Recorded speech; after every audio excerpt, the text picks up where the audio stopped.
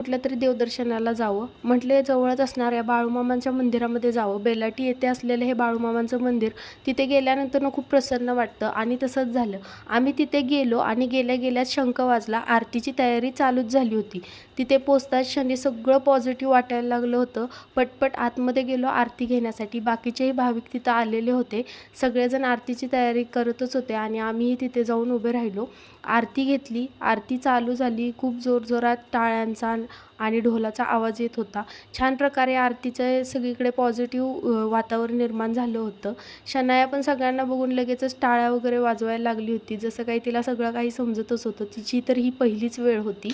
आरती चालूच होती तेवढ्यात एका मुलीला तिथे काही चक्कर वगैरे आल्यासारखं झालं आणि ती खाली कोसळली. आता यामध्ये मला काही जास्त माहीत नाही, पण आता पहिल्यांदाच मी हे माझ्या डोळ्याने अनुभवलं, की मी फक्त ऐकलं होतं बाळूमामांच्या दरबारात आल्यानंतरनं जी काय निगेटिव्हिटी असेल ती सगळी लगेचच बाजूला होते आणि आज प्रत्यक्ष डोळ्याने बघायलाच भेटलं. जणू काय मला खरंच बाळूमामांनी बोलवलंच होतं हे सगळं बघण्यासाठी. त्यामुळेच दुपारनंतरनं माझ्या मनात थोडंसं काहीतरी असल्यासारखं होत होतं आणि मी या मंदिरामध्ये आले. जशी मला ही आरती मिळाली आणि हे सुद्धा माझ्या डोळ्यांना हे इतकं दृश्य बघण्यासाठी मिळालं.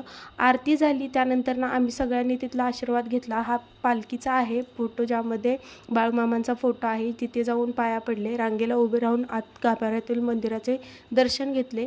त्यानंतरनं आजूबाजूला जी छोटी मंदिरं होती तिथेही आम्ही गेलो आणि तिथलेही सगळ्या देवांचे पाया वगैरे पडून घेतलं. बाकीचे सुद्धा सगळेजण आले होते, त्यांनी सुद्धा पाया वगैरे पडलं आणि तिथून मग आम्ही घरी निघून आलो.